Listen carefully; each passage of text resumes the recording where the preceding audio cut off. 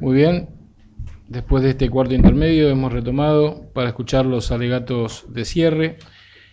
Los hará en primera instancia el señor fiscal, el doctor Francisco Arrien, luego el querellante y en último momento el señor defensor. Doctor Arrien, ¿está en condiciones? Sí, si me deja servir un vaso de agua. ¿Cómo no?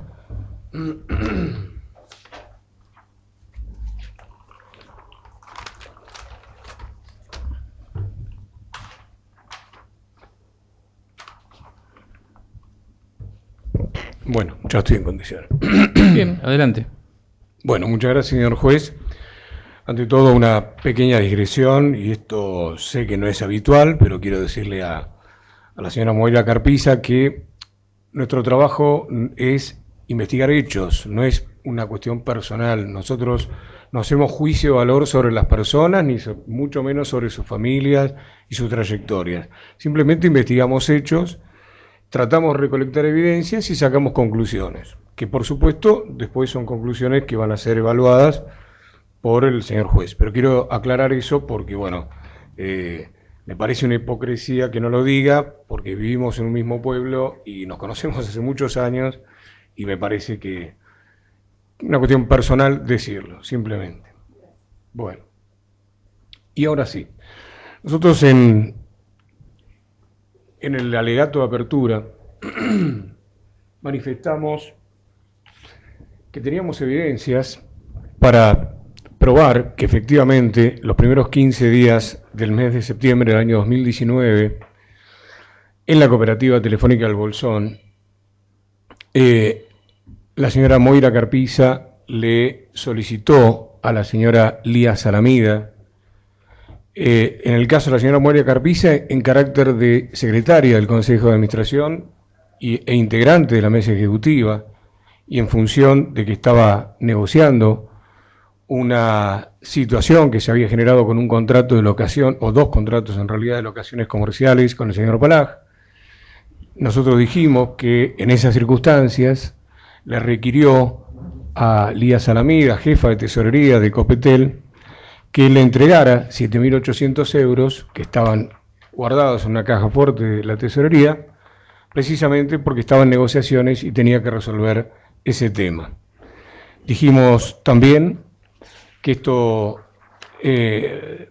ocurrió en función de que había una relación de confianza entre ambas personas, por una cuestión laboral, porque también en el caso de la señora Moira Carpiza, si bien no era quien habitualmente iba a la tesorería, porque eso era tarea de Lucas Ebrié, que era el tesorero, en este caso en particular, Lucas Ebrié fue apartado de la negociación precisamente por ser el cuñado de Guillermo Balaj, motivo por el cual el rol de Moira Carpiza en esta situación no era el habitual de ser secretaria de actas, simplemente, o secretaria del Consejo de Administración, sino que estaba precisamente negociando con el presidente esta situación de esta rescisión contractual conflictiva. Dijimos también que recién en febrero del 2021, cuando Lucas Ebrié, tesorero de la cooperativa, está revisando situaciones pendientes, fue a hablar con los asesores legales y entre varias cosas, los asesores legales le dijeron que el tema de Guillermo Balaj no estaba resuelto, que en realidad inclusive ellos creían que la mediación estaba abierta porque no tenían certeza de qué había pasado. Oportunidad en que Lucas Ebrié entonces se dirige a la tesorería y en el pasillo, como lo relató específicamente Lía Salamida, le pregunta por el tema de los euros.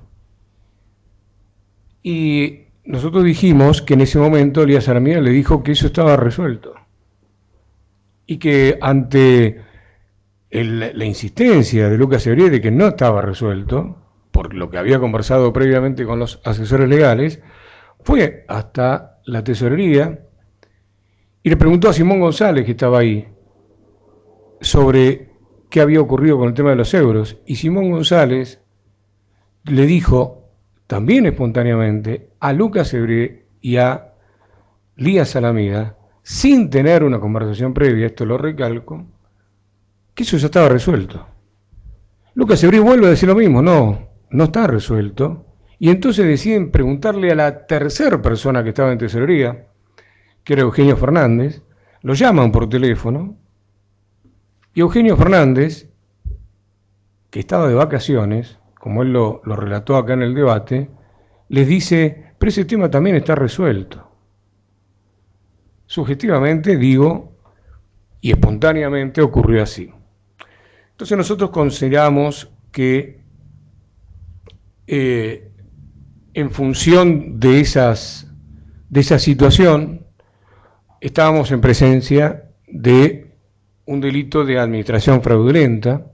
Explicamos por qué en el alegato de apertura, brevemente, ahora lo voy a explicar un poco mejor, porque precisamente la condición de Moira Carpiza es de integrante del Consejo de Administración de Copetel. Y por el Estatuto Social de Copetel, el Consejo de Administración de Copetel es quien debe proteger el patrimonio de Copetel.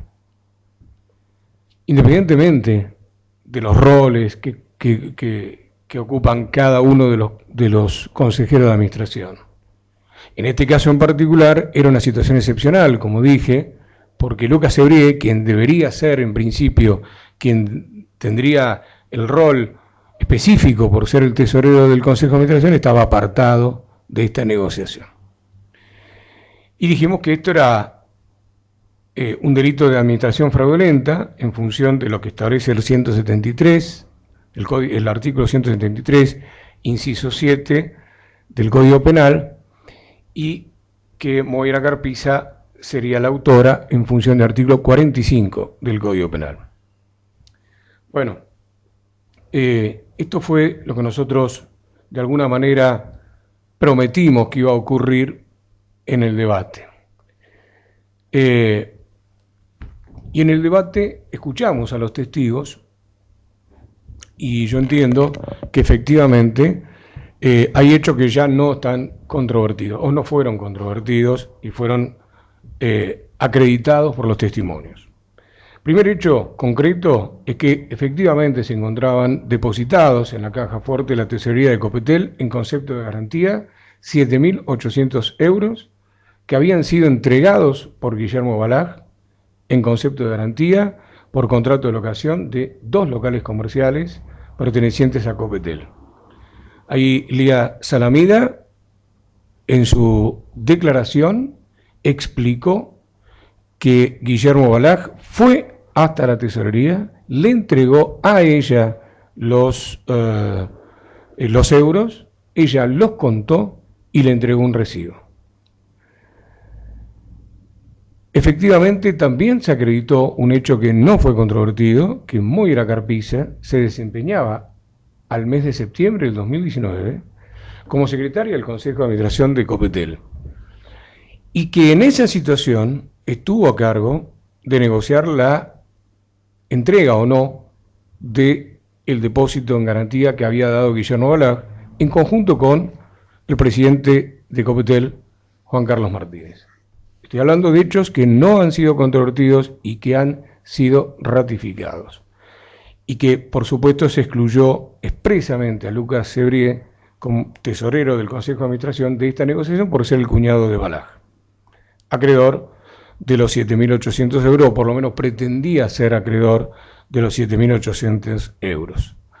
También quedó acreditado como un hecho no controvertido que el faltante del dinero recién fue advertido en el mes de febrero del año 2021 y que la circunstancia fue esto que ya manifesté, que haciendo una revisión de asuntos pendientes, el tesorero Lucas Ebré pudo advertir que no se encontraban los euros en la tesorería, que no había ninguna constancia documental que acreditara el destino que habían tenido los mismos. Y que en función de ello, el Consejo de Administración decide realizar la denuncia penal. Previamente pretenden hacer un trabajo de investigación que después me voy a referir aparte, pero que en definitiva el Consejo de Administración ni siquiera lo tuvo en cuenta y por eso deciden realizar la denuncia penal, porque entienden que es algo que, como lo dijo la asesora legal, lo hicieron en realidad para tratar de determinar o deslindar responsabilidades, ¿no? Es decir, todos sabemos que en las asambleas de socios, cuando ocurren estos hechos, le preguntan al Consejo, ¿y ustedes qué hicieron? Bueno, hicimos la denuncia penal. Es el recurso para quitarse de alguna manera la responsabilidad del Consejo de Administración, que adelanto, sí tiene responsabilidad el Consejo de Administración de todo lo que ocurre en la cooperativa, porque para eso lo eligen los socios, y por supuesto, de controlar a sus empleados y de controlar todos los bienes y dinero y existencias que tenga la Copetel. Muy bien. Entonces, estando acreditados estos hechos, que no, insisto, no han sido controvertidos, obviamente la pregunta que nos hemos hecho todos es, ¿qué pasó con los euros? Y acá, obviamente, hay dos versiones.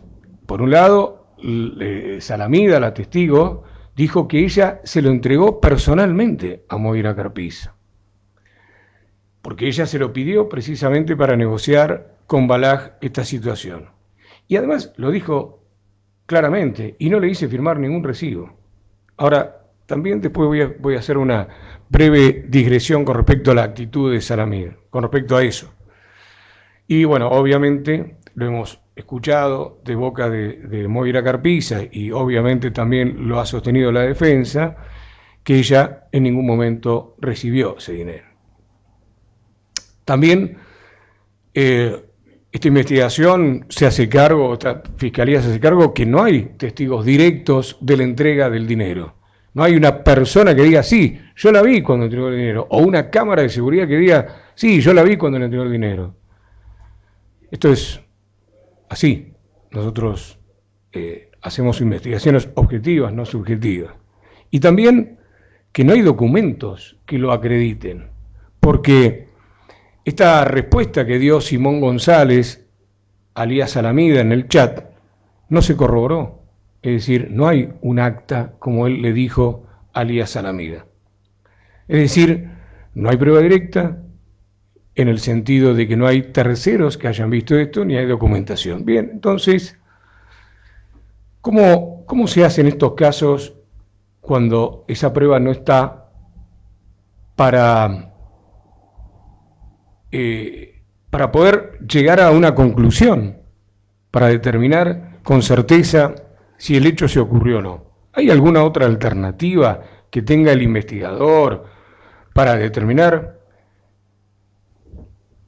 Y además le agrego, con un agravante, no solamente no está documentado esa entrega de dinero, sino que además, como también lo dijeron varios de los que desfilaron aquí, aunque nadie se hizo cargo de sus propias responsabilidades, pero eso es aparte, tampoco se respetó los circuitos administrativos habituales para estos casos.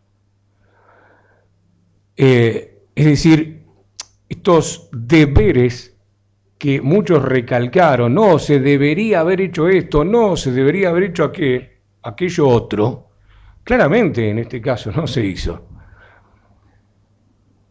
Pero eso no quiere decir de ninguna manera que los hechos no hayan ocurrido. Una cosa es, no se cumplió con un deber, por ejemplo. Todos tenemos claro, creo, aquellos que tenemos alguna edad y alguna actividad económica o profesional, que cuando uno entrega un vaso, y encima en una organización importante, tiene que dejar de alguna manera documentado eso, porque evidentemente el día de mañana esa persona lo puede negar y uno va a quedar en falsa escuadra, digamos, va a quedar como que el hecho no ocurrió. Entonces, eso nadie lo va a discutir porque eso es de sentido común. Eso es el deber. ¿Cuál es el deber que yo tenía? Exigir un recibo. Ahora, ¿qué pasa? Como yo creo que ha pasado en este caso, por una cuestión X, de confianza, de olvido, de lo que a ustedes se les puede ocurrir, yo no pido el recibo. ¿Puede ocurrir eso? Claro que puede ocurrir. No, no, pero el deber es, sí, una cosa es el deber y otra cosa es el hacer. Yo puedo hacer cosas que no debo hacer. Todos los que estamos aquí podemos hacer cosas que no debo hacer. Pero eso no quiere decir que las cosas no se hayan hecho. Bueno, entonces, la pregunta que hay que hacerse es, primer punto, ¿qué genera mucha confusión? Que también yo, por honestidad intelectual, lo voy a decir, que la señora Lía Salamida, obviamente protagonista de todo este conflicto, dice, no me acuerdo qué pasó. Entonces, bueno, frente a una persona que dice, no me acuerdo qué pasó, uno puede tener dos opciones. Uno puede decir, sí, efectivamente, puede ser que no se acuerde de lo que pasó. Y más, algo que ocurrió hace 1 año y medio atrás. O también puede tomar la opción de decir, no, está mintiendo, se acuerda absolutamente de todo y no nos dice nada por un interés personal. Bien, yo creo que son las dos opciones. Ahora bien, analicemos el contexto. Esto ocurrió en septiembre del año 2019.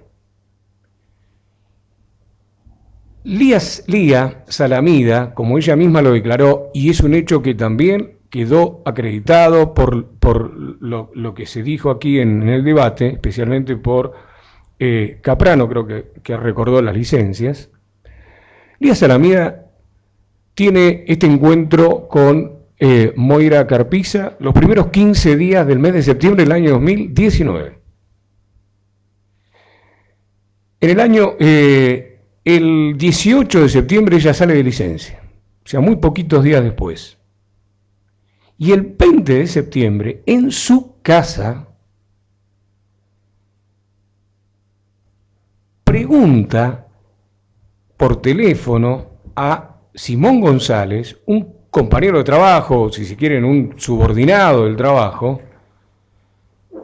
si había un recibo.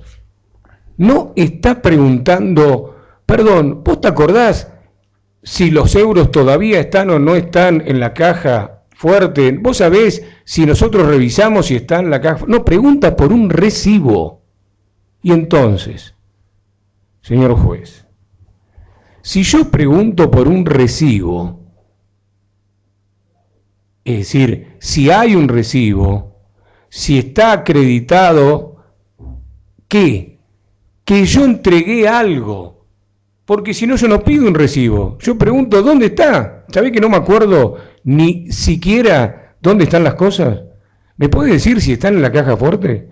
¿No sería eso lo que Lía Salamida le debería haber preguntado, debiera haberle preguntado, si lo que ella creía es que lo perdió? ¿O no está segura si está porque se lo podían haber robado? No, ella preguntó por un recibo. Y después, bueno, por supuesto, está la controversia de si Simón González mintió o no mintió. La verdad es que no hay pruebas que no mintió. Lo que hay es opiniones diferentes. Hay personas que dicen, no quiero decir algo que no ocurrió, pero tengo la sensación de que en el caso de Marcelo Grañaski dijo, no me acuerdo, no tengo constancia de nada de que yo le haya dicho nada a Simón González. Y Moira Carpiza, por supuesto, dice, yo no hablé nunca con Simón González. Ahora, ¿eso lo pone a Simón González como un mentiroso? Pregunto, ¿yo no podría utilizar el mismo razonamiento y decir, no, la mentirosa es Moira Carpiza o el mentiroso es Marcelo Grañaski? Entonces, a ver, es indistinto la respuesta de Simón González en ese sentido. Lo importante es la pregunta que hace Lía Salamida. ¿Hay o no hay un recibo? Porque ella, en su pensamiento inmediato de lo que había ocurrido anteriormente, sabía que no había entregado un recibo, que había entregado el dinero, el dinero, no sé si corresponde decir dinero, porque es moneda extranjera, con lo cual no es dinero, pero no recordaba a quién. No recordaba a quién. y en ese caso preguntó. Muy bien, ahora, ¿qué responde Lías Alameda? Lías Alameda responde, Simón González le dice, hay un acta, esto le da tranquilidad a Lías Alameda, porque al haber un acta que yo interpreto claramente, que es el acta que ella entiende que hace la Secretaría en función, o el presidente y la Secretaría en función de la negociación que estaba haciendo con Balaj. Entonces, se queda tranquila. Dice, ok, buenísimo. Buenísimo es, si uno lo lee con claridad, me quedo tranquila. Entonces, y acá vuelvo a utilizar el sentido común y los usos y costumbres. Si yo, un año y medio antes, pregunto algo a mi señora, a un amigo y demás, y ese señor me da una respuesta que a mí me deja tranquilo, yo eso lo voy a recordar como un hecho traumático. Yo eso lo voy a recordar como algo, ¿qué habrá pasado? No, hubiera seguido. Si Simón González le decía, por ejemplo, no hay un acta, no hay un recibo, yo estoy seguro que, como dijeron todos, Salamida, por su responsabilidad, como era ella, que realmente se preocupaba porque todo esté impecable en la tesorería, seguramente se hubiera venido corriendo de su casa y hubiera dado vuelta la cooperativa hasta encontrar esos euros y se hubiera presentado y hubiera tenido una actitud exactamente similar e igual que cuando fue a decirle a presidente Martínez, no sé, no me acuerdo, y me hago cargo. Se hizo cargo inmediatamente, no ocultó, no dijo lo fácil. Lo fácil es, no sé qué pasó, alguien se lo habrá robado. Empiecen una investigación. No, dijo, me hago cargo. Si la culpa es mía, me hago cargo. Entonces, eso es una persona que actúa de buena fe. No es una persona que oculta, que miente. Además, de pronto, toda una trayectoria impecable y ahora se le ocurre mentir. Es raro, como dijo alguien en algún momento. Ella misma dijo, para mí, el tema de los euros era un problema, porque ella era consciente, aunque todos ahora por supuesto le echan la culpa a todos, los contadores, los tesoreros, los presidentes de las cooperativas, los auditores externos, ahora toda la culpa de Lías Alameda, claramente, bueno, está bien, es la famosa, el hilo se corta por lo más delgado, pero ella misma espontáneamente lo declaró y dijo, para mí esto era un problema, porque sabía que no estaba bien. Sabía que no estaba bien que esté depositado en la caja fuerte, sabía que no estaba bien que eso tenía que estar en una caja, en una cuenta de moneda extranjera, sabía que todo era irregular, sabía que estaba todo mal llevado, porque en realidad debería haberse iniciado un juicio como corresponde cuando uno tiene un conflicto con una persona, precisamente con una cantidad de suma importante, se podía haber hecho un depósito judicial, había muchísimas alternativas legales y ella lo sabía por su experiencia, por su conocimiento, pero el Consejo de Administración tomó otra decisión. Es más, lo escuchamos a Martínez, no, yo cuanto menos abogado mejor, dijo, ¿no? Es decir, el Consejo de Administración tomó decisiones absolutamente irresponsables, imprudentes, no respetando los circuitos administrativos, ante la mirada del contador, del auditor externo, del síndico, que representa a los socios. Nadie dijo nada. Todos sabían que los euros estaban en la caja fuerte y todos le decían a Lía nada. Entonces, vuelvo a insistir, ¿por qué ella no se acordaba? ¿Es raro que no se acordaba? No, no es raro. Había pasado un año y medio, pandemia de por medio. Para ella no era un tema traumático, era un tema resuelto. Como todos los compañeros de trabajo lo tenían en la tesorería, un tema resuelto. Ellos no pensaban que era un tema de conflicto, ellos no pensaban que era un tema sin resolver, ellos no pensaban que era un tema que todavía estaba pendiente, con lo cual ellos tenían que estar permanentemente atentos al tema de los euros.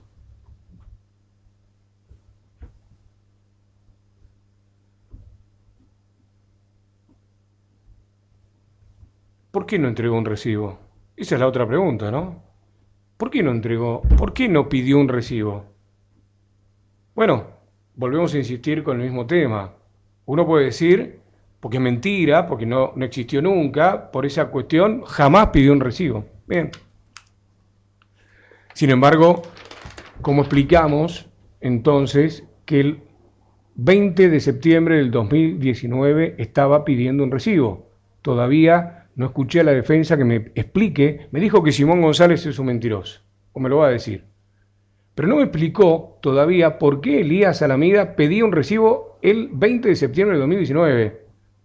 Tampoco me lo explicó la comisión, esa comisión. Ahora, se hizo cargo Salamida, dijo, yo no le di un recibo porque yo confié, porque yo me confié. Y cometí un error. Yo, en ese momento, evidentemente, ella no dimensionó lo que iba a ocurrir después. Pero esto pasa, nos pasa a todos en la vida cotidiana.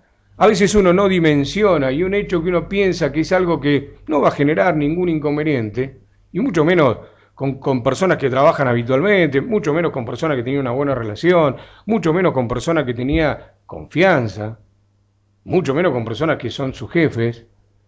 Bueno, no es una explicación absurda, ridícula. Yo sé que la defensa se espanta y dice, ¿cómo no pidió un recibo? Bueno, pasan esas cosas, todo el tiempo pasan esas cosas. No es algo extraordinario, todo el tiempo pasan esas cosas en organizaciones y sobre todo en organizaciones como una cooperativa del Bolsón, integrada por personas que viven en un mismo pueblo, un pueblo chico, que tienen relaciones por afuera de la relación laboral, con consejeros de administración que no son especialistas en telefonía, en gas, son vecinos que ocupan esos lugares, como también lo manifestó la señora Moira Carpiza, para hacer una contribución. Entonces pueden ocurrir estos hechos, claro que pueden ocurrir. Es más, el señor auditor dijo, uy, no sabe la cantidad de veces que le dije a todos los consejos de administración que hagan esto, que hagan esto, que hagan esto. Y la verdad, un poco diciendo, la verdad que mucha pelota no me dan. O sea, ¿pueden ocurrir? Claro que pueden ocurrir. ¿Debe hacerlo? No, no debe hacerlo. ¿Pero ocurren? Sí, ocurren todo el tiempo. Tampoco explica por qué todos los empleados de tesorería, incluyendo por supuesto a Elías Alameda, dicen que el tema estaba resuelto, que se pusieron de acuerdo antes que Lucas Sebrié la agarre a Elías Alameda en el pasillo en febrero del 2021 y digan, che, digamos todos que está todo resuelto. La verdad que eso es inverosímil. La realidad es que espontáneamente, para ellos ya estaba todo resuelto. Y finalmente, ¿cuál es el motivo que pueda tener Elías Alameda, una persona de trayectoria impecable, como dijeron todos, para mentir e involucrar a Moira Carpiza, de la cual tenía una relación buena, como ella dijo anteriormente? Es decir, no tenía una enemistad manifiesta, no la quería perseguir, no quería su cargo, no estaba en las antípodas, no sé, en un partido político para perjudicarla. La verdad, ¿cuál es? Bueno, quizás la defensa diga, bueno, es su manera de quitarse la responsabilidad, porque ella tenía el deber de custodia de eso como jefa de la tesorería. Pero si no se quitó la responsabilidad. Al contrario, ella primero tuvo una actitud responsable. Estando de licencia, se preocupó por si había o no un recibo. Recibió una respuesta, la creyó de otra persona con la cual tiene una confianza y se quedó tranquila. Y se olvidó del tema. Pero cuando le encararon en febrero del 2021 en el pasillo, Lucas Sebrié, obviamente ella seguía sosteniendo que estaba todo resuelto, pero después cuando las evidencias, lo dijo Camán, que no fue muy elogioso de la situación, y sin embargo Kamal dijo, no, yo entiendo que ella podía haber sentido zozobra frente a algo que uno tiene claro, o piensa que lo tiene claro, de que eso ya estaba resuelto, y de pronto alguien le dice, no está resuelto, no hay nada. ¿Cómo que no hay nada? No hay nada. Ah, bueno, no hay nada. A punto tal que ella y todos se tiraron de cabeza a buscar, como lo dijeron, en la caja fuerte, en otro lugar de tesorería, en la secretaría, en el consejo de administración, dieron vuelta a la cooperativa para ver si la plata estaba. Es decir, hasta que empezó a tratar de recordar como hubiéramos hecho cualquiera de nosotros de algo que no nos acordamos realmente qué pudo haber pasado. ¿Y qué hizo? Algo que es habitual. Voy a poner euro en los teléfonos, a ver si aparece alguna nota, alguien que me mandó algo, un WhatsApp, alguna cosa. Y ahí aparece lo del 20 de septiembre del 2019, la respuesta de Simón González. Y ahí empieza a aclarar ella su panorama. ¿Qué es lo que cualquiera de nosotros hubiéramos hecho si nos pone en una situación donde nos hacen dudar de lo que yo creía? Bueno, capaz que me estoy equivocando. A ver, eso es ser ridículo, absurdo. ¿Y qué hizo? Empezó a buscar el celular, empezó a revisar por todos lados, buscaron documentación, no encontró, hasta que empezó a hacer un hilo. Y ahí es donde ella, después de un tiempo, es verdad, no fue inmediato, porque realmente no se acordaba, y eso es lo interesante, que no ocultó nada, dijo, no me acuerdo. Si ella hubiera tenido mala fe, si ella hubiera querido perjudicar especialmente a Moira Carpiza, hubiera dicho cualquier cosa en ese momento. Y no dijo cualquier cosa, dijo, no me acuerdo. Si ella hubiera estado pergeñando un plan para destruir a Moira Carpiza, inmediatamente hubiera dicho, no, si esto yo se lo di a Moira Carpiza. Y no lo dijo, porque no se acordaba. Y esto, para mí, cuando tenemos que analizar la credibilidad de un testigo, son los elementos objetivos y los hechos objetivos. Lo dijo Juan Carlos Martínez, contó toda la relación de cómo fue esa charla en febrero del 2021 que tuvo con ella. Entonces, el proceso de unir hilos de recuerdos es un proceso natural y habitual de cualquier persona que está resolviendo permanentemente y está trabajando permanentemente con un montón de situaciones administrativas, contables, legales, etcétera, etcétera, etcétera. Y estamos hablando de un hecho que había ocurrido casi 2 años atrás con una pandemia de por medio. Tan ridículo es para una persona, tan inverosímil para una persona decir de a poquito, bueno, a ver, voy a recordar qué fue lo que pasó. Y ahí ella recuerda. Pero bueno, estamos entonces ante un palabra contra palabra. Bueno, bien, ¿qué se hace en esos casos? Bueno, la doctrina y la jurisprudencia es amplísima en cuanto a que hay posibilidad de alcanzar certeza de la participación de una persona a través y de la actuación de una persona y de los hechos a través de los indicios. Pero no cualquier indicio, no un indicio aislado. Lo que requiere la doctrina y la jurisprudencia es que estos indicios sean unívocos. Y esto ocurre precisamente cuando no hay testigos directos de que ven el delito o no hay documentación. Ahora, ¿qué significa que sean unívocos? Y acá tuve que recurrir a la doctrina, por eso lo voy a leer. Que sean concatenados, es decir, unos siguen a otros con una lógica razonable. ¿Sí? Yo le estoy dando una cronología de tiempo, de cuándo fueron ocurriendo los hechos. Interrelacionados, es decir, estos hechos tienen que tener relación entre sí. Plurales, deben ser varios, no un solo hecho aislado, porque un solo hecho aislado como indicio, como prueba, como evidencia no vale nada. deben ser concordantes, esto es, deben ser coincidentes. Debe haber coincidencia entre varias personas que los hechos ocurrieron tal como se están relatando. Hablo de los hechos del contexto, por supuesto, porque está claro que hay dos posiciones, una, esto nunca ocurrió, esto ocurrió. Y también deben ser convergentes, es decir, que convergen a situaciones diferentes, convergen hacia un mismo punto.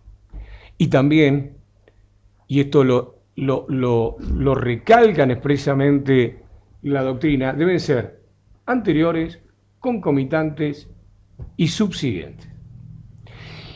Y todos estos indicios deben ser apreciados en su conjunto y en forma integral. Estas son las condiciones que establece la doctrina para decir, bueno, en esos casos, cuando se dan estas situaciones, los indicios son prueba suficiente para probar la certeza de los hechos y los autores. Ahora, además, hay que agregar indicios de oportunidad y de presencia física en el lugar de los hechos. Está claro que la imputada estuvo en el lugar de los hechos y en el tiempo de la acusación. No son hechos controvertidos. También no son hechos controvertidos, y esto puede dar una participación en el delito, la condición de secretaria del Consejo, del Consejo de Administración. Como dije, hubo hechos no controvertidos antecedentes, y los reitero. Contratos de alquileres comerciales en conflicto, garantía en euros en conflicto, depósitos en garantía de esos contratos comerciales en tesorería, Moira Carpiza, secretaria del Consejo, Moira Carpiza, integrante de la mesa ejecutiva a cargo de la negociación con Balaj, Salamida, jefa de tesorería. Todos esos son antecedentes, son indicios, o sea, son contextos que demuestran que los hechos en el lugar pudieron haber ocurrido. Antecedentes, indicios de antecedentes. No estamos hablando de que Lía Salamida dice, pasó un señor por la calle y me dijo, che, ¿me das los euros para Moira Carpiza? Y yo se los di. No estamos hablando de eso. También antecedentes, como dije anteriormente, Simón González, Eugenio Fernández acreditaron que Moira Carpiza con anterioridad estuvo reunida con Lía Salamida en la tesorería. Y Caprano, asesora legal, declaró que Salamida le dijo a otro empleado, Alejandro Trota, que por fin, y voy a utilizar la expresión, por fin se había sacado de encima el tema de los euros y que el tema estaba resuelto. Antecedentes, antes de que surgieran todos estos conflictos. También que, como dije anteriormente, que sin consultarse previamente, todos los empleados de tesorería le dijeron a Lucas Ebrí que el tema estaba resuelto. Y que ellos estaban seguros que el tema de los euros no era un tema que los involucrara a ellos, que los seguían involucrando a ellos. Y acá quiero referir también como antecedente, y también quiero agregar, para que usted lo valore, señor juez, y que ha sido presentado como evidencia, que el chat es una prueba objetiva. Ha sido peritado y no es me dijo que me dijo que me dijo. Es decir, es una prueba objetiva que debe ser valorada como prueba objetiva. Que, como reitero, el 20 de septiembre del 2019, Lía Salamida pide un recibo. Y ahí nadie podía especular de qué iba a pasar, salvo que tenga la bola de cristal en febrero del 2021. Entonces, estos son hechos antecedentes. Ahora, también hubo hechos concomitantes a la negociación y a la reunión que Salamida tuvo con Carpiza. ¿Y cuáles son esos hechos concomitantes? Bueno, mire,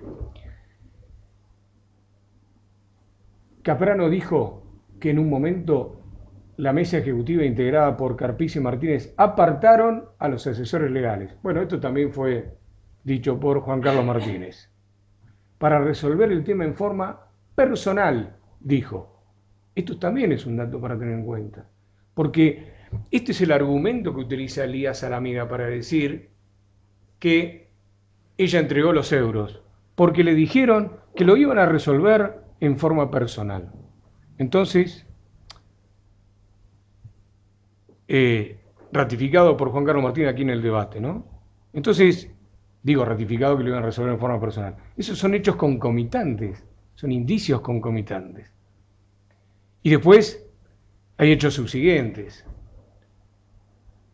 Hasta febrero del 2021, donde Lucas Ebrié vuelve, en realidad solicita resolver el tema de los euros, nadie más habló del tema. Son hechos subsiguientes a septiembre del 2019. Nadie más habló del tema. No solamente los empleados de tesorería, que para ellos, por supuesto, como ya lo dijeron en reiteradas oportunidades, pero sobre todo en el debate, ya estaba resuelto. Nadie, ni del Consejo de Administración, ni de la Mesa Ejecutiva, ni el contador, ni el asesor legal, nadie pidió por esos euros, ni habló de los euros, ni habló de cómo seguía esa negociación. Son hechos subsiguientes, que corroboran lo que dice Elías Salamina. El hecho estaba resuelto. Eso es lo que dice ella. Entonces, todos estos hechos son, como dice la doctrina, concatenados, interrelacionados, plurales, concordantes, convergentes, y usted, señor juez, debe apreciarlos en conjunto y valorarlos en forma integral, porque son unívocos.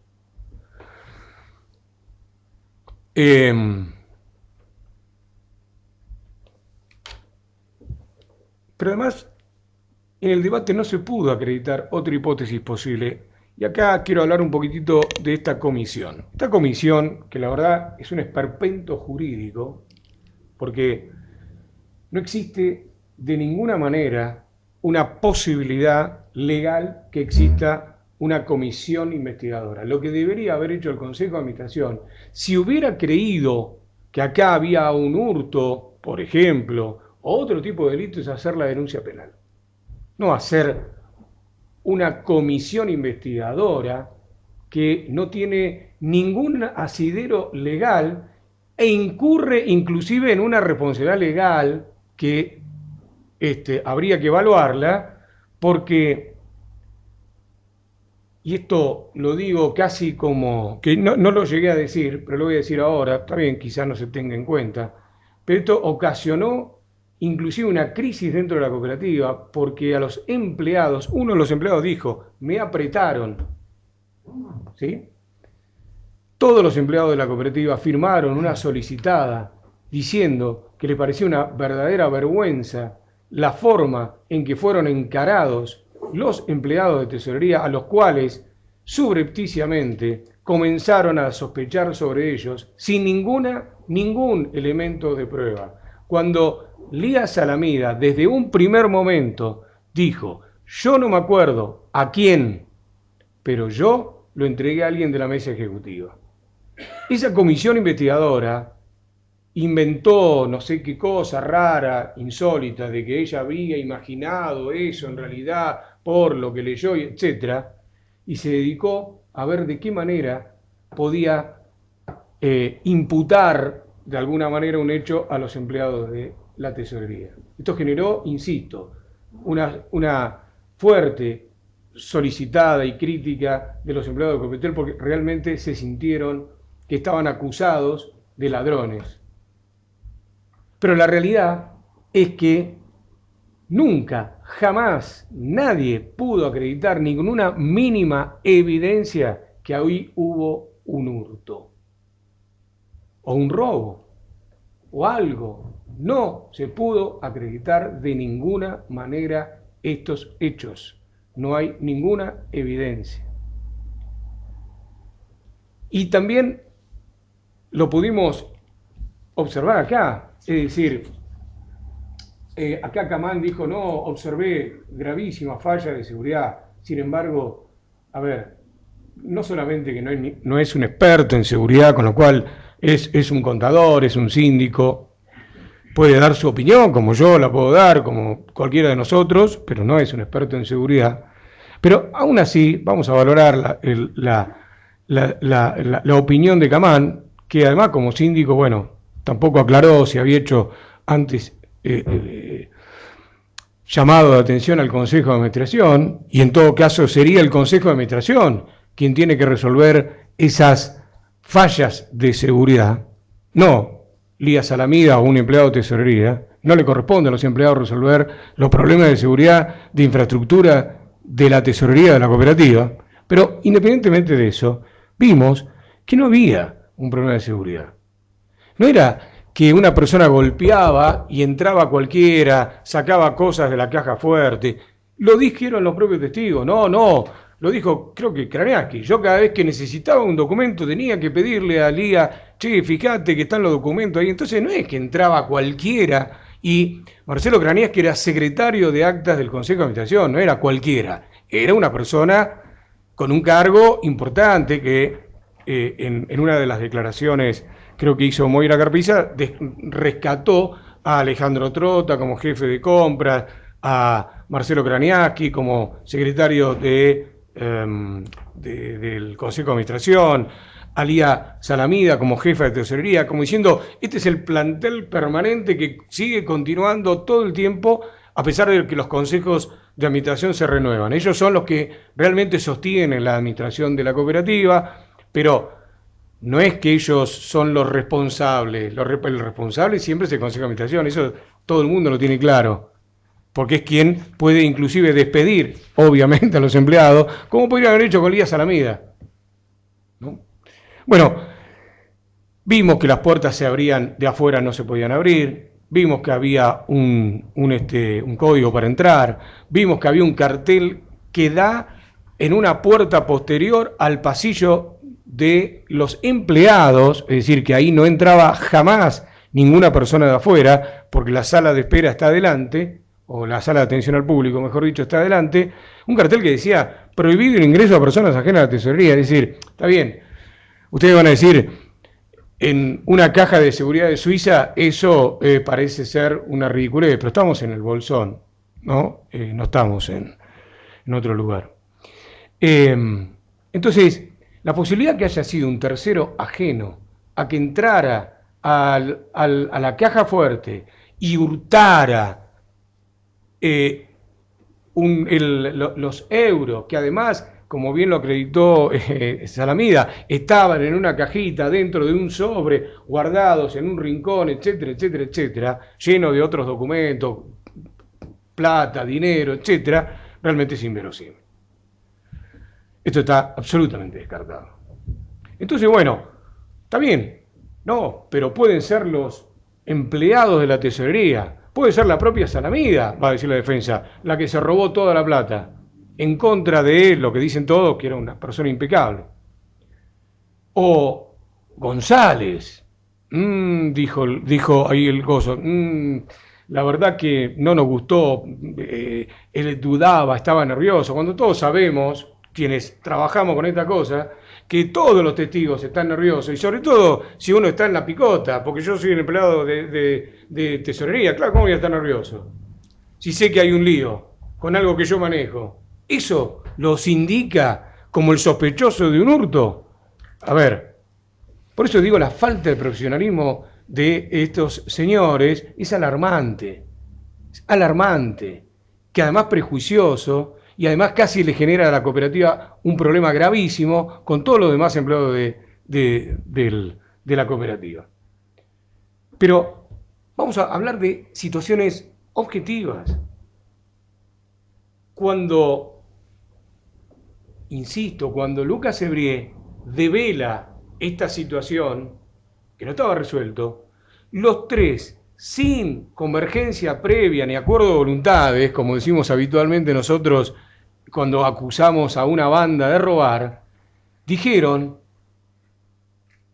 esto está resuelto. No es que se pusieron de acuerdo para engañar al Consejo de Administración.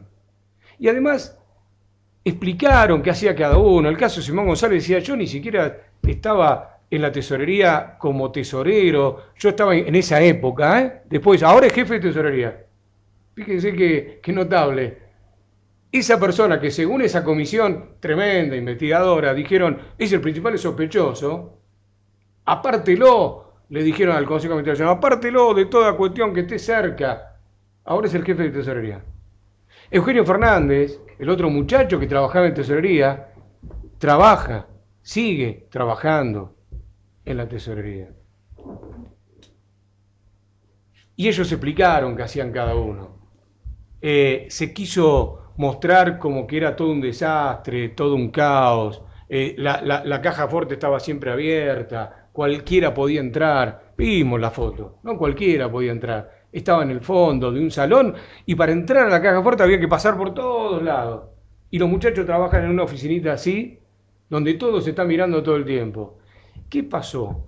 Vino un día González a las 4 de la tarde, se metió sin que nadie se entere, sin que el sereno... O sea, ¿qué estamos hablando? No hay ninguna evidencia, ni hipótesis, ni nada. Y por suerte, para todos los que somos, creemos en que los debates hay que hacerlos en el juicio, por suerte, el Consejo de Administración dijo no. Y por suerte, la asesora legal le dijo a la comisión y le dijo al Consejo de Administración, y inclusive hizo un dictamen en contra, dijo no, esto es un disparate plantear estas cosas. Entonces, ¿cuál es la otra hipótesis de la defensa? Además de solo manifestar que Lía Salamida es una mentirosa y que Simón González es otro mentiroso. ¿Cuál es la hipótesis? ¿Que se lo robaron ellos? No conocemos la hipótesis, no sabemos qué piensan ellos. ¿Por qué Lía Salamida en septiembre del 2019 pide un recibo? Tampoco sabemos cuál es la explicación que nos dan. ¿Por qué yo digo y explico, Lía Salamida era una persona responsable, era una persona puntillosa, era una persona que, es más, cuando ella dice, yo tendría que haber pedido un recibo, y se lo pide a Simón González, y Simón González le dice que hay un acta, recién ahí se queda tranquila. Y esto tiene lógica y sentido común, señor juez. No estamos inventando, y estoy partiendo de una prueba objetiva, insisto, no estamos inventando una hipótesis que estamos arrastrando para probar un hecho. Estamos diciendo algo que ocurrió. Y también que era una situación excepcional, estaban resolviendo esto, no estaba el tesorero Cebrié, estaban Carpiza y y Martínez resolviendo esto, era una situación excepcional. No quiero extenderme mucho más, simplemente quiero decir que yo entiendo que por las pruebas objetivas y por los indicios que hemos manifestado y por supuesto por la declaración de Lía Salamida, a la cual la Fiscalía le otorga credibilidad, no tengo argumentos para decir que me está mintiendo. Yo creo que la autoría y la materialidad del hecho que planteamos en la teoría del caso han sido acreditados con las pruebas que se hicieron en el debate, que la defensa no pudo sostener otra teoría del caso con las evidencias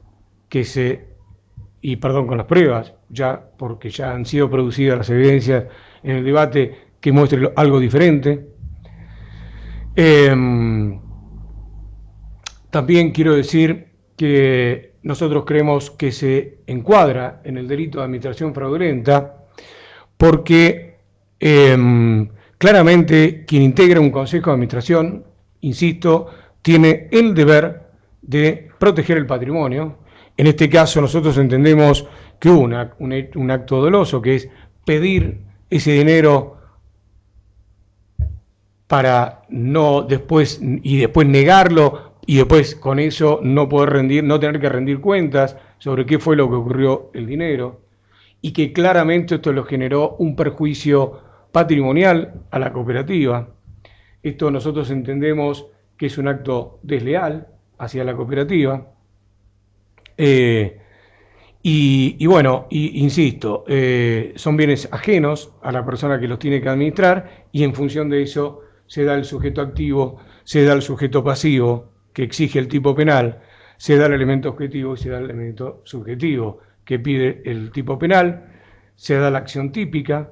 Por lo tanto, entiendo que efectivamente debe declararse penalmente a Moria Lorena Carpisa como autora del delito de administración fraudulenta en perjuicio de Copetel, conforme al artículo 45, que habla de la autoría, 173, inciso 7 del Código Penal. Muchas gracias, señor juez, y disculpen mi extensión. Muy bien. Señor querellante, doctor, le doy la palabra. Sí, ¿qué tal? Bueno, antes que nada, quiero decir que es mi primer alegato oral. Llevo 20 años de ejercer la profesión, pero estoy más habituado al procedimiento escrito.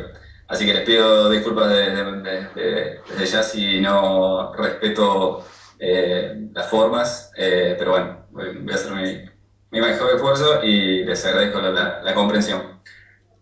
Bueno, después de escuchar todos los testimonios de ayer y hoy, ya no me caben dudas de qué fue lo que pasó, más allá de la interpretación que pueda hacer el señor juez a nivel local. Ya no tengo dudas de qué fue lo que ocurrió internamente dentro de Copetel.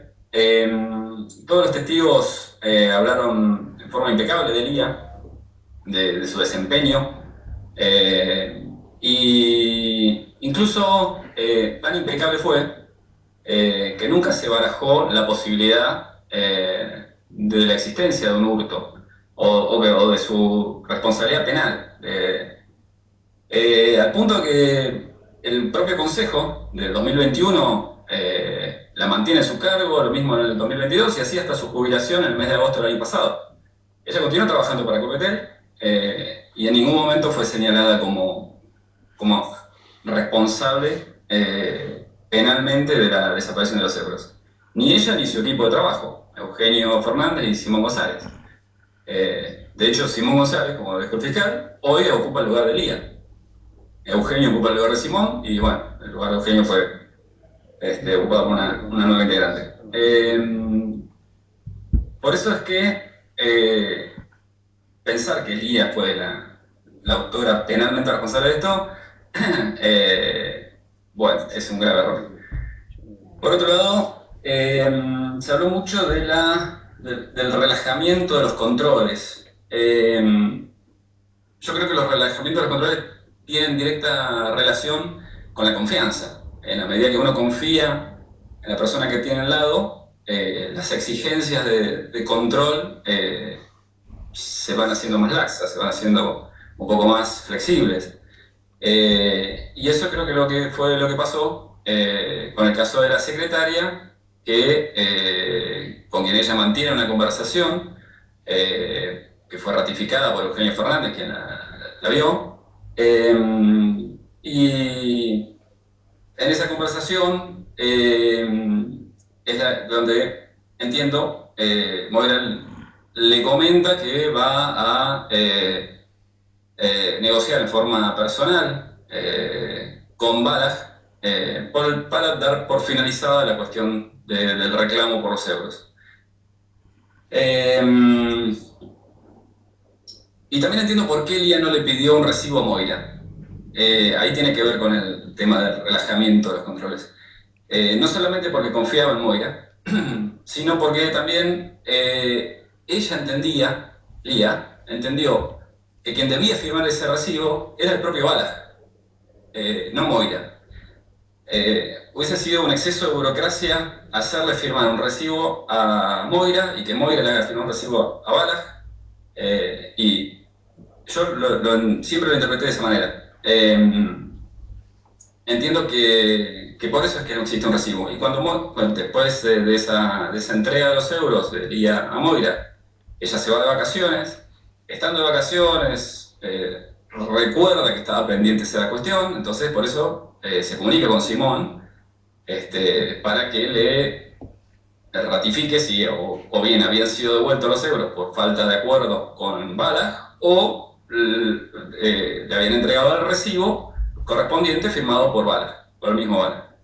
Y ahí es donde se presta confusión Simón con Marcelo Krasniaski respecto del acta.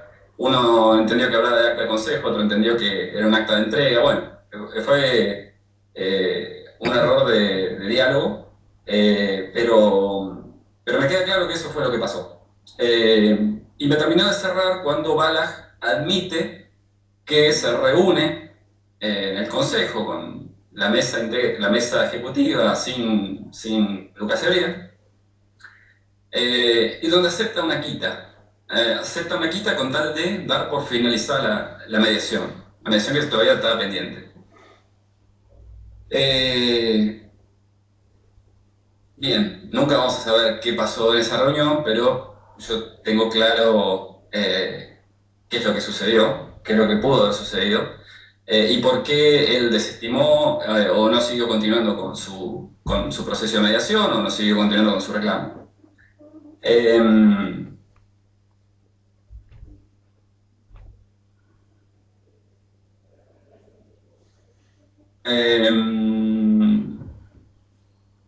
¿Por qué Lía no depositó los euros en una cuenta bancaria, como dijo el auditor? Para Lía los euros eran una garantía que había que devolver, que no hay cuenta en euros como para poder hacer el depósito, había que convertirlo a dólares. Bueno, no había posibilidad. Lo más sencillo era que permanezcan. Y de hecho, Lía en su momento percibía un adicional como dijo el actor de Caprano, un adicional por guarda de valores.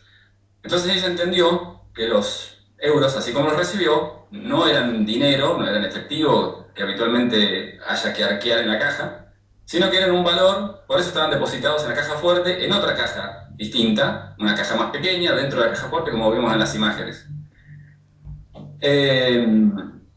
Estaban ahí, quedaron ahí y van a quedar ahí hasta el día que se los pidieran.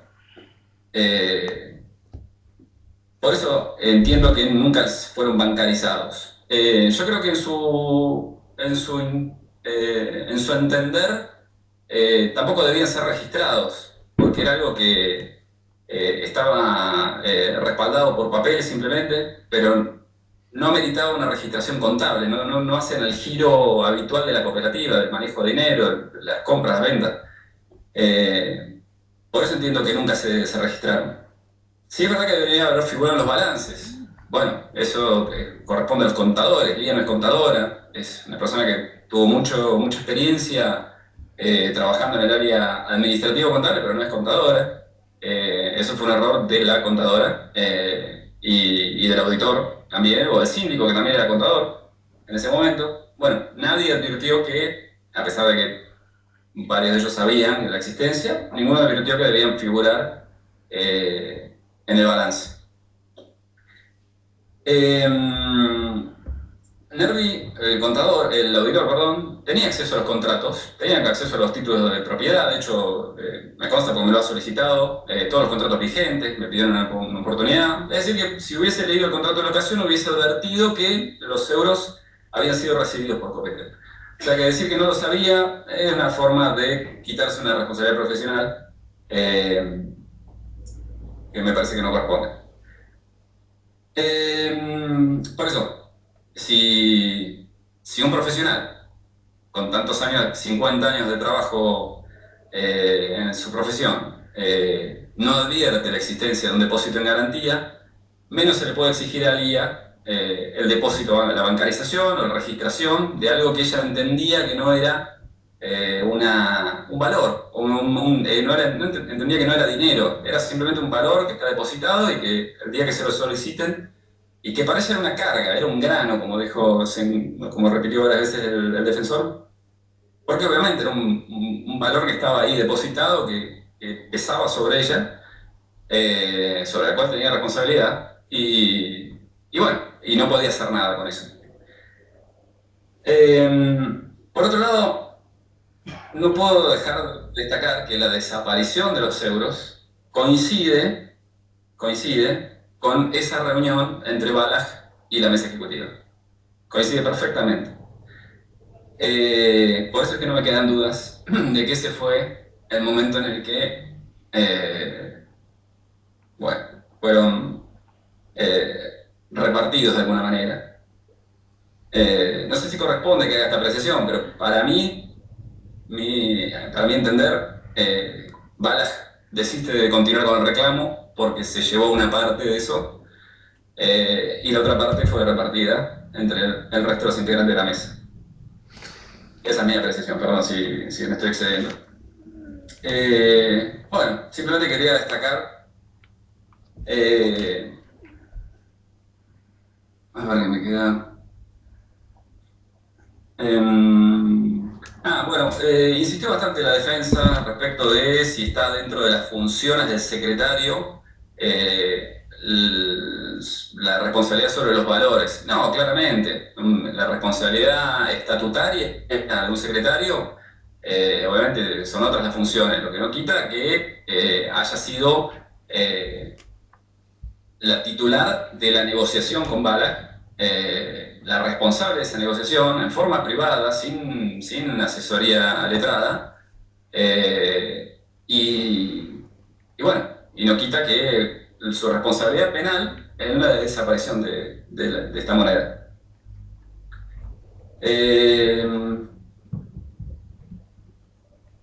Bueno, creo que...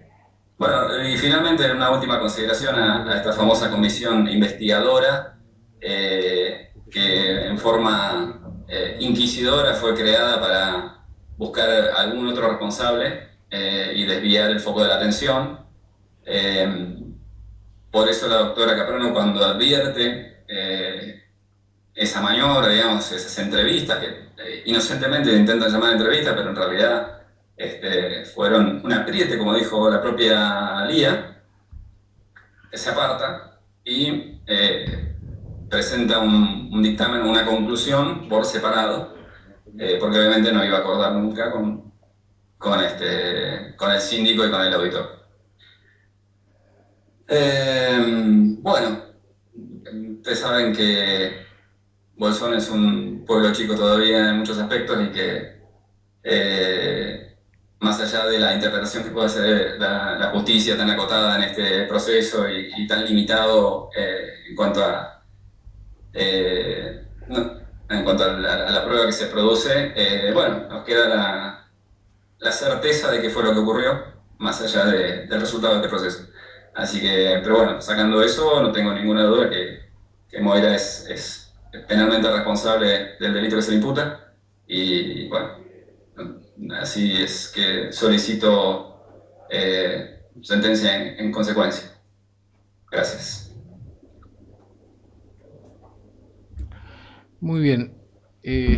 Doctor, le la palabra. Sí, muchas gracias. En ejercicio del Ministerio de la Defensa que estoy ejerciendo en este momento, y más allá del respeto y consideración que corresponde a todo colega, voy a contestar primeramente los alegatos de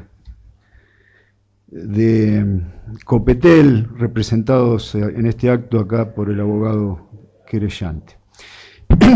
Me parece que en cuanto a las apreciaciones son totalmente irresponsables. Si me acabo de enterar en los alegatos, en palabras de usted en este momento, de una teoría del caso distinta. Ustedes adhirieron a la acusación fiscal en su momento y ahora me encuentro con, no sé qué es, una especulación, una creencia, no sé verdaderamente, y me asombra lo que acabo de escuchar puntualmente en el hecho de que Balaj y mi cliente se repartieron la plata. Eso es irresponsable, lo considero, y más allá del respeto que merece todo colega, no se puede escudar en el hecho de que es la primera audiencia penal a la que viene. Esto es algo muy serio y es algo en donde se está jugando la vida civil de la persona que tengo acá a mi derecha. Por lo tanto, pretendo un actuar responsable de todas las partes que están. Y en este caso, el Código de Procedimiento, con la reforma del 2016, la Ley 5020, la Ley del Rito, le ha dado esa responsabilidad a la querella, inclusive más allá de los códigos de procedimiento de otras provincias, dándole y dotándole de una autonomía y de unas facultades que no tiene. Por lo tanto, enterarme de esta situación, de esta teoría del caso, de este pensamiento sobre repartijas, me parece un acto irresponsable que como defensa no lo puedo tolerar. Más allá de eso, voy ahora a contestar los alegatos del señor fiscal, del Ministerio Público Fiscal, y señor juez, me voy a permitir, más allá de la estima personal que tengo por el doctor Arrién, decirle que usted tenía la obligación, por el cargo que ocupa, de desvirtuar el sagrado estado de inocencia de Moira Carpisa, y no lo hizo. A pesar de no haberlo hecho, persistió en la acusación y acabo de escuchar que ha pedido condena. Señor juez, hemos transitado este camino, este proceso, este íter. Vimos cómo se llegó a la etapa de debate, la más importante, donde se produce la prueba. Todo no digo que no importe, pero todo es preparatorio. Acá es donde se produce la prueba, la hemos visto, se ha producido la misma. Y señor juez, entiendo, lo sostengo, que no se han acreditado los extremos por los cuales mi defendida ha sido traída a juicio, por los cuales ha sido intimada. No se ha acreditado. El fiscal me pide una teoría sobre lo que pasó con los euros. Yo no tengo ninguna obligación de descubrir qué es lo que pasó con los euros. Yo tengo la obligación de custodiar, en este caso, de que se desvirtúe el estado de inocencia a través de prueba. Y esa prueba no existió. La mayor parte del alegato del señor fiscal, ¿no es cierto?, se ha referido en un 80%, tirándome a la defensa como que estos hechos no han sido controvertidos, y ha hablado durante más de 40 minutos, por supuesto, con hechos que nada incriminan a Moira Carpisa. Ha hablado de quién es Moira Carpisa, de los dólares, ha hablado del contrato con Balaj, ha hablado... Por supuesto que no son hechos controvertidos. Me hubiera gustado que el mayor porcentaje de su relato se hubiera referido a la prueba, ¿no es cierto?, como para desvirtuar ese sagrado estado de inocencia, cosa que no hizo. El mismo fiscal dice, no hay prueba directa. ¿Qué significa para alguien que sí ha estado en cientos de debates cuando se menciona esta situación? No hay prueba directa. Bueno, tenemos un caso de testigo único. Bueno, ¿hay que ser riguroso en lo que hace al análisis de esa testimonial? Por supuesto. ¿Por qué? Porque es palabra contra palabra, como lo dijo el fiscal. Entonces, ahí está en el rigor. No es que se exige un mayor trabajo, porque el trabajo tiene que ser el mismo, pero el rigor en el análisis de esa prueba testimonial es, ¿no es cierto?, la que yo solicité en el alegato de apertura. No hay prueba directa. Entonces, lo primero que nosotros vemos cuando no hay prueba directa es nos metemos un poco en lo que es el proceso mental, en una cierta, si se quiere, especulación. ¿Cuál ha sido el motivo? Y para mí el motivo es claro. ¿Por qué? Porque la responsable directa de la custodia de ese valor era justamente la que dice, ese dinero se lo di a otra persona. Entonces, para mí, ahí ya entramos en el juego de las especulaciones, pero ese puede ser un motivo y es un motivo valedero. Y hasta la comprendo. ¿Por qué?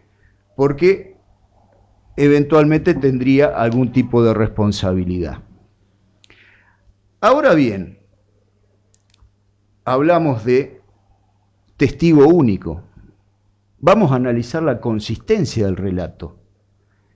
La consistencia del relato, los señores jueces en varias sentencias hablan de que fue sostenido en el tiempo.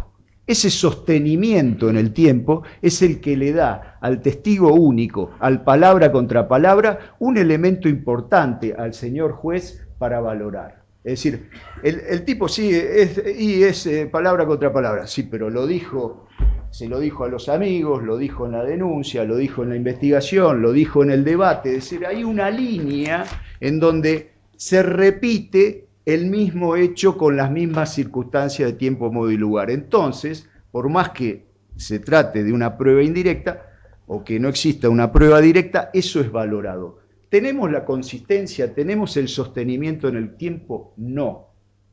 Es raro. Y ese pensamiento que yo tengo, pero ¿por qué dice primero una cosa y después lo cambia? Y dice, repentinamente dice, me acordé. ¿Por qué lo hace? Porque no es verdad, señor juez. Porque nunca le entregó ese sobre con dinero a Moira Carpiza. Porque todos fueron coincidentes, y no es que se trata de un hecho no controvertido, como que yo asumo esa situación. Moira era una persona que decían que Lía Salamida no daba 10 pesos sin un recibo. Entonces, si no da 10 pesos sin un recibo, ¿cómo le va a dar 7.800 euros en la mano sin exigir absolutamente nada? Es raro esa situación. Entonces, esa falta de sostenimiento en el tiempo es la que a mí me genera, ¿no es cierto?, me sigue generando dudas, que no es mi obligación aclararla, porque yo no tengo obligación como defensor del descubrimiento de la verdad material. No, esa obligación la tiene el fiscal y no es una obligación de la defensa. Ahora bien, Lía Salamida dice, no me acuerdo. Lía Salamida miente. Y miente en otras cuestiones. Entonces, cuando también no lo sostiene en el tiempo y miente en otras cuestiones y les ha mentido también acá, ¿no es cierto? Y ha metido también cuando en esa pantomima, en ese simulacro de buscar la plata. ¿Cuándo qué? Cuando ella supuestamente ya le había entregado el sobre con el dinero, en el 2021 dice, che, vamos a buscar, y participa de la búsqueda de la plata. Porque eso está probado, participa. Entonces, si era algo que había dado en un sobre a la señora Moira Carpiza, ¿qué plata va a buscar? ¿Qué euros va a buscar? Es decir, es algo que no se entiende también. No se entiende, no se comprende, es contradictorio y por lo tanto debe analizarse con esa rigurosidad. Señor juez, el fiscal habló de los nervios y lo que significa declarar en el Poder Judicial ante una comisión investigadora. Señor juez, la primera declaración fue hecha en sede de fiscalía, es decir, con las mismas formalidades que tenemos acá ante un fiscal. Esta es la primera declaración donde, con lujo de detalles, cuenta lo que pasó con los euros, y dice, cuando le preguntan puntualmente por los euros, no me acuerdo qué pasó, a quién le di los euros, y es declaración del 26 de julio del 2021, ¿no es cierto? No me acuerdo.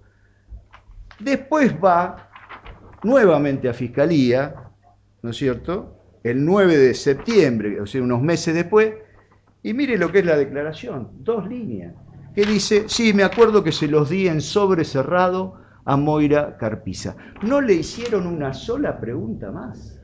Nada, una circunstancia, cuándo, en qué momento, quién estaba, en qué circunstancia. No, dice, manifiesta, ¿no es cierto? Igual dice, no recuerdo bien, pero que fue y se los entregué a Moira Carpiza. Esta es la segunda. O sea que muta el relato, es decir, lo va modificando. Y teniendo en cuenta que es un testigo único, que es un dicho contradicho, esa modificación, ese cambio, tiene que ser valorado como algo, por lo menos que genere muchas dudas. Dudas en el juzgador, es decir, pero ¿cómo es esto? Y después acá, cuando le pregunté a Lía Salamida, ¿no es cierto?, que lo quiero referenciar ahora porque me parece que corresponde, ella dijo, yo salí con el sobre del ámbito de Copetel. Salí con el sobre y se lo fui a llevar, no sé si a la Secretaría del Consejo o algo, y le pregunté, ¿pero eso se hacía regularmente? No, eso no se hacía. Eso fue única y excepcionalmente. Entonces, esa excepcionalidad, eso algo extraordinario, tendría que haber sido recordado. Se introduce el hecho de que era de confianza. Yo de confianza tengo a 3 amigos y a mi familia, y me acuerdo perfectamente de los nombres de aquellas personas que tengo confianza. Entonces, si era de confianza, me tendría que haber acordado a quién se lo di. Es decir, es una situación también que juega, entiendo, desde la posición, por supuesto, de la defensa, a mi favor. No hay prueba directa. No la hay, coincidimos. Coincido más, con la mayoría de las cosas que dijo el fiscal, coincido. Es decir, porque se ha dedicado a hablar en su extenso alegato de circunstancias que obviamente pasaron, pero que nada tiene que ver y que no comprometen la situación procesal de Moira Carpiza. Ahora bien, no hay prueba directa. ¿Qué hay? Él le llama indicios unívocos.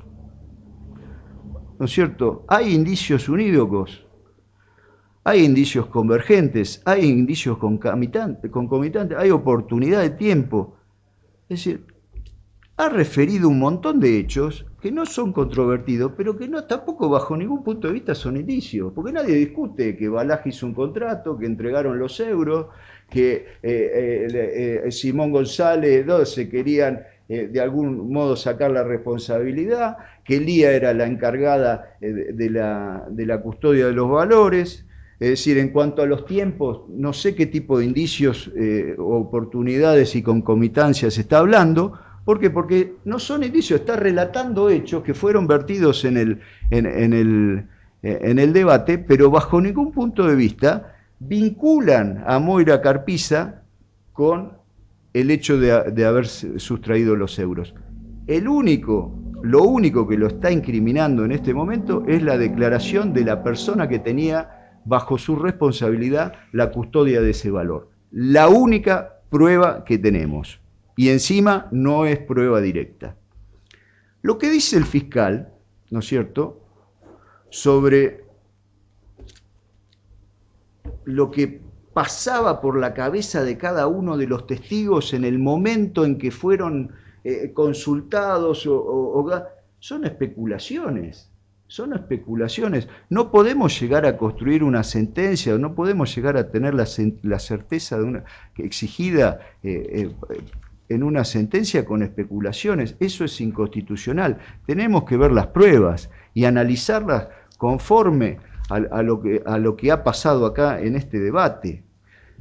Lo que me está diciendo del famoso chat son especulaciones. ¿Por qué? Porque no tenemos el contexto de la charla, no está el contexto de la charla. Tenemos solo un WhatsApp que manda una de las partes, ¿no es cierto?, y que dice, no estaba el recibo, pero encontraron el acta donde figura. Entonces el fiscal ya especula, ¿no es cierto?, con que le estaba pidiendo el recibo de la plata y del coso. Y no tenemos el resto del contexto de la charla. Y menos en un WhatsApp, señor juez. Un WhatsApp es si hacemos la lectura del WhatsApp, es una lectura, si se quiere, menor, porque uno muchas veces escribe cosas en WhatsApp que no con la, podríamos decir, con la completitud de una charla, de un acta, uno está en una comunicación de WhatsApp y menos tengo el contexto de la charla. Y ahí hay orfandad probatoria, señor juez. ¿Por qué? Porque el fiscal tenía toda la posibilidad, de analizar, ¿no es cierto?, ese contexto, a través de la OITEL, a través de las pericias que correspondan, para ver, ¿no es cierto?, no quedarse con este cuadradito, ¿no es cierto?, sino ver en qué contexto, cómo se dijo, qué es lo que le dijo, qué es lo que... Estamos con una ínfima porción descontextualizada y verdaderamente no lo sabemos. No sabemos cuál fue la charla previa que motivó este WhatsApp. Este WhatsApp, que después los testigos acá, testigos imparciales, objetivos, ¿no?, desmintieron totalmente y declararon sobre la imposibilidad inclusive de que exista un acta. Es decir, Krasovsky dijo, no hay acta, es imposible. Krasovsky dijo, no me reuní. Es decir, no dijo, no lo recuerdo, no me reuní, ni con Simón González, ni con Moira Carpiza, ni hablamos sobre el acta, lo dijo acá. Entonces, esa situación tiene que ser valorada. Ahora bien, estoy hablando de prueba y de la valoración de la misma. Han declarado González Fernández Alamida, grupo A de testimonios. Lo identifico yo por una cuestión práctica. Después declaró Juan Carlos Martínez, y Juan Carlos Martínez declara en su carácter de presidente, y declara una situación que es muy importante, que es que Elías Alamida fue a su despacho y dijo los euros se perdieron. O sea que los euros se perdieron. Dice, ¿cómo se puede volver? Por la responsabilidad que ella tenía. Los euros se perdieron, está relacionado con las primeras declaraciones de Salamida. Entonces tienen un hilo y se sostienen en lo que dijo en todas las declaraciones, salvo en la de septiembre del 2021. Las declaraciones previas se sostienen con esto que nosotros escuchamos decir a Juan Carlos Martínez. ¿Qué más dijo Juan Carlos Martínez? Y lo repetí porque para mí es importante, que era una mujer que no daba 10 pesos sino un recibo. O sea, todas aquellas personas que han declarado les ha parecido muy raro esta circunstancia de la entrega del sobre de dinero. Lo raro, lo dudoso, ¿no es cierto? Estamos en un terreno que no puede jugar nunca en contra de mi defendida. El fiscal, actuando objetivamente, tendría que ver la posibilidad también de que no haya sido de esa forma y empezar a analizar el por qué no haya sido de esa forma. Y ahí seguramente hubiera llegado a conclusiones distintas. El grupo de testigos A, González, Fernández, Alamida, ese grupo de testigos son responsables de la custodia y tenían una responsabilidad sobre lo que se guardaba en la caja fuerte.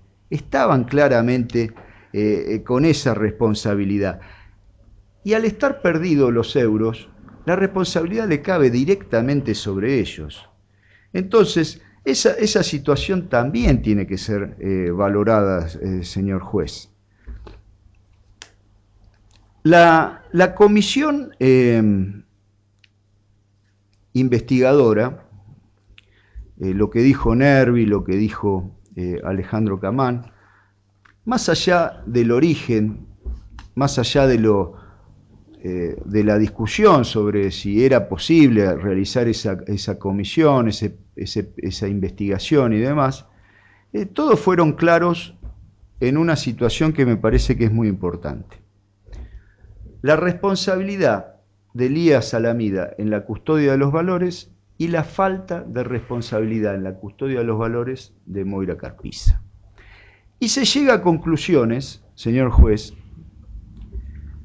que había problemas en la custodia de los valores, había una informalidad en la misma que afectaba a los intereses de Copetel. Lo dicen después de tomar declaración, y esto que el fiscal dice que no era así porque nunca había pasado esto, no es cierto, ya había pasado y justamente con la misma persona. Es decir que si pasó con la misma persona, en el 2016 se perdieron los pagarés, ¿no es cierto? Que lo entrevisté a Balaj, dijo, sí, esos pagarés lo di y se perdieron. Como se perdieron, hicimos un acta de que no se iban a ejecutar. Es decir, esto es algo que venía pasando sistemáticamente, porque si con la misma persona se pierden los pagarés y después se pierden los euros, no quiero ni pensar lo que pasaba con el resto. Y después, el fiscal habla también livianamente de dónde se custodiaban los valores. Y para mí es importante el hecho de que la caja fuerte haya estado sin llave. Porque una caja fuerte sin llave, señor juez, es un mueble, no es una caja fuerte. ¿Para qué sirve una caja fuerte? Para resguardar los valores. Y entonces el hecho de que esté con llave es algo importante. Y eso de que era una costumbre porque ahí no entra nadie, no era tan así. Porque uno de los testigos dijo que una vez la llave estaba del lado de afuera de la puerta. Entonces, esa falta de responsabilidad también hay que analizarla, y ese disvalor, por decir, esa informalidad en la apertura, el cierre de la caja fuerte, tiene que ser valorado en mi favor, en el favor de mi defendida. Repito, nosotros no sabemos lo que pasó con los euros, no lo sabemos, y no estamos en condiciones de acusar a Simón González, a Eugenio Fernández, a Elías Salamida. No lo hacemos, pues sería una irresponsabilidad. Yo no quiero actuar irresponsablemente y decir lo que a mí me parece con respecto a un delito penal, porque eso es un actuar irresponsable. Yo me puedo parecer, pero me voy acá al Automóvil Club y charlando con mi amigo se lo digo, no en un ámbito en donde estamos grabando un debate penal. La cuestión es que esta informalidad, ¿no es cierto?, también era una cuestión que está de alguna forma probada. Y, señor juez,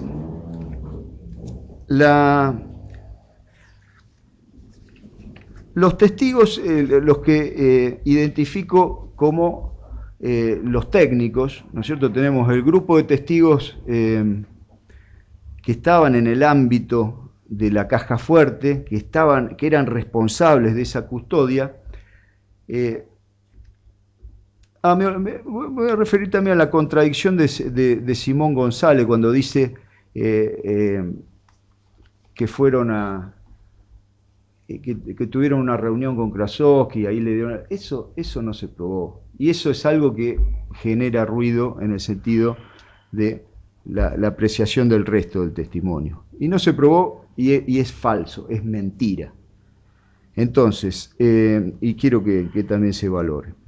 Los testigos técnicos que identifico yo por una cuestión de orden, que son los síndicos, también mencionaron una situación que creo que es importante sobre las funciones, que no había una verdadera reasignación de funciones. Destacaron el disvalor en lo que respecta al cuidado de los bienes a su cargo, y todos fueron contestes en sacar de responsabilidad sobre la custodia de Moira y ponerlo en cabeza de Elías Salamida.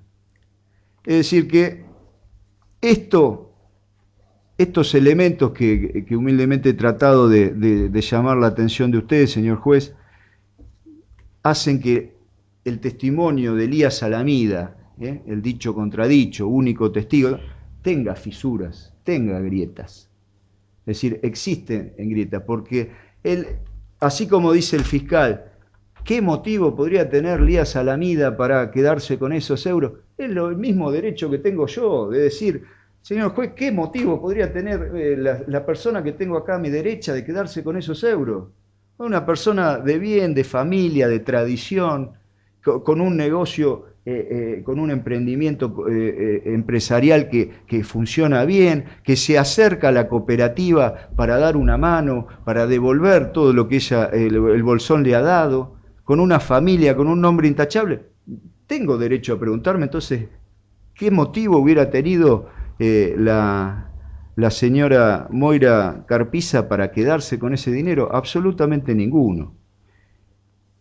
Y mucho menos esto que me acabo de enterar, que entre gallos y medianoche se repartieron la plata con Balaj.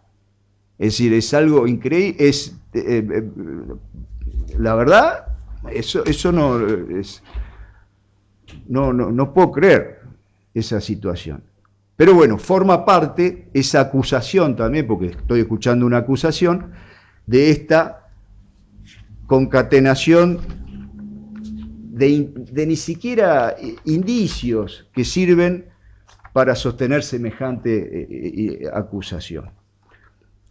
Son especulaciones, así como lo dijo, y a mí me parece que se repartieron la plata con Baraj, fue claro, y a mí me parece que se quedó con la plata Moira Carpiza. Ese es el pensamiento de los acusadores, a mí me parece, sí, porque era de confianza, y porque estaban ahí, y no, entonces No, eso no es un actor responsable, objetivo en el descubrimiento de la verdad material. Eso es algo que va, por supuesto, en contra de lo que es el espíritu de toda legislación procesal.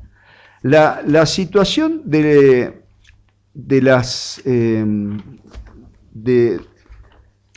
lo que fue la responsabilidad en la custodia, yo creo que ya ha sido más que acreditada. Y son todas especulaciones. Yo entiendo, señor juez, y lo digo sinceramente, que pueden existir un montón de dudas, un montón. Pero hay algo sobre lo cual tengo absoluta certeza, y es que, como lo dije al principio, no se ha desvirtuado el estado de inocencia de mi defendida. No se ha desvirtuado.